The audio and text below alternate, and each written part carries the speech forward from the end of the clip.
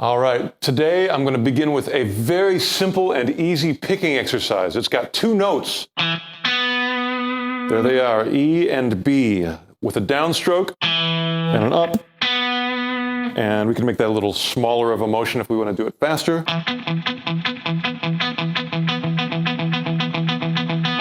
It's a really good exercise for outside picking. If this is your lower string and this is your upper string, outside means you never go in here. It means you're doing a down here and an up here, staying outside of those two strings.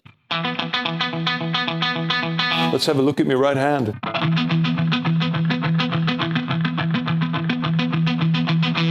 Now, you would think, why would you ever want to learn such a simple exercise? It's too simple for me because I'm a complicated guitar player. What I want to do is I want to expand this by using a mathematical pattern. That's why I brought the whiteboard today. I'm going to actually inflict some math upon your brain.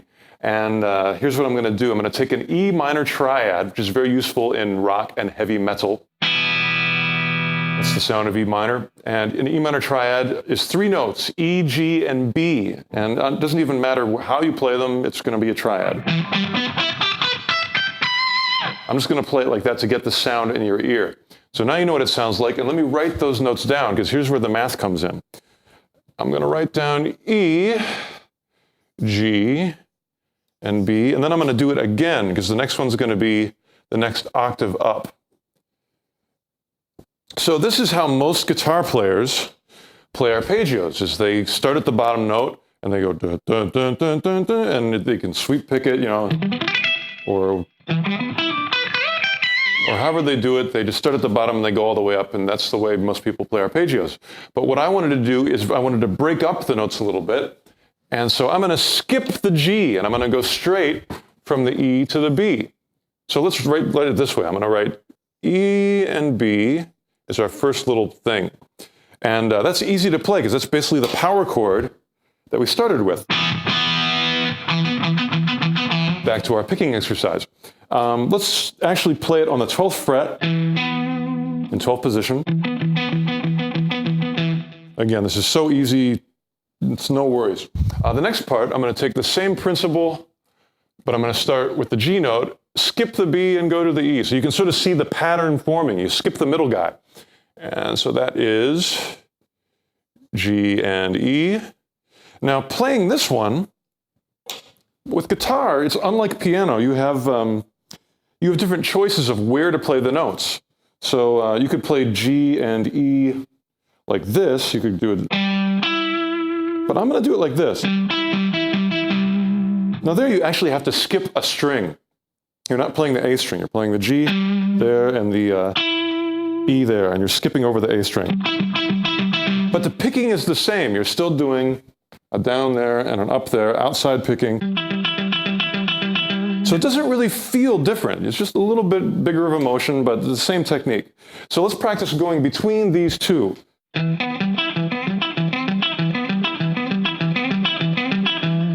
Now, picking-wise, it's easy. You're just doing the same thing over and over again. Left hand, it's not too bad, but you do have to shift your first finger. It has to go from 12th position to 14th position. But you can get it. Let's keep going. The next one, you guessed it, B to G. And I'm going to add the next one on, because you can see the pattern forming now. And then the last one, actually the last one, it starts over. We're E and B again. So really these are the only ones we have, and then it just keeps going up in octaves. So B and G, I'm going to play that here. And so that would be, again, same technique, down and up. Now, on their own, it's not blindingly fast, but if you do them all together, and then keep going, working out the fingerings as you go, it's a nice sounding arpeggio, and it's not the typical that many guitar players tend to do. It's a little more, to me, the pattern is more interesting.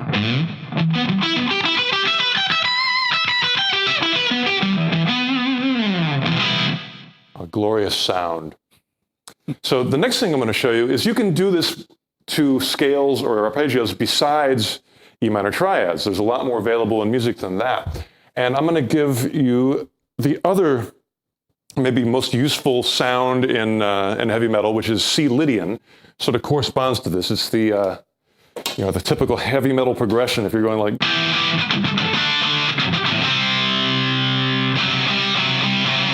that's that C Lydian sound. I played that to get it in your ears, the sound of Lydian.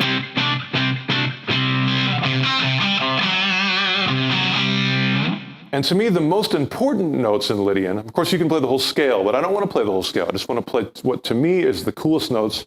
In this case, in the key of C, we've got C, got the third, which is E. The most important note to make Lydian sound like Lydian, which is the sharp 4, and then the 5, F. So I'm going to use 4 notes. In the triad, we had 3 notes. In C Lydian, we've got 4. So give me a second to erase this. I feel like a real classroom teacher. You can start calling me Mr. Gilbert. Don't do that. That'd be weird. Okay, so our notes are C. I got to remember them. E, F sharp, G, and then again, we're going to go up an octave, so I'm going to put another C. Oh, I'm running out of room. Let's see. I think it's going to be all right. I'll put one more F sharp just to make sure. All right, and we do the same thing. We're going to skip over. So we've got C. I'm going to go a little faster this time because you guys, you know the principle now. C and F sharp, you guessed it. E and G. F sharp and C.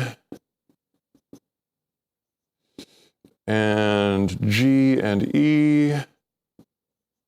Do we have another one? C and F sharp. Oh, we're back to the beginning. So there's 4 of them this time. 4 little 2-note sets.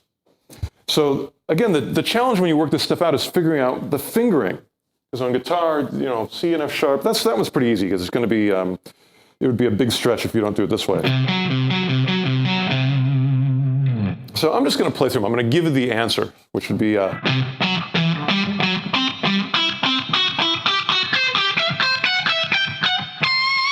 what a nice sound that is. That's a cool sound. You could even play them as chords,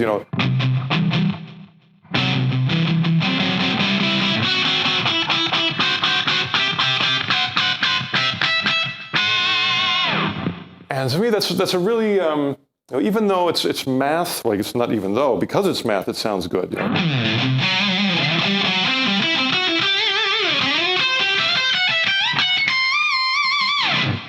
Okay, so you can do this to anything you come across in music that you like. You could do it to Dorian, or the blues scale, or like diminished.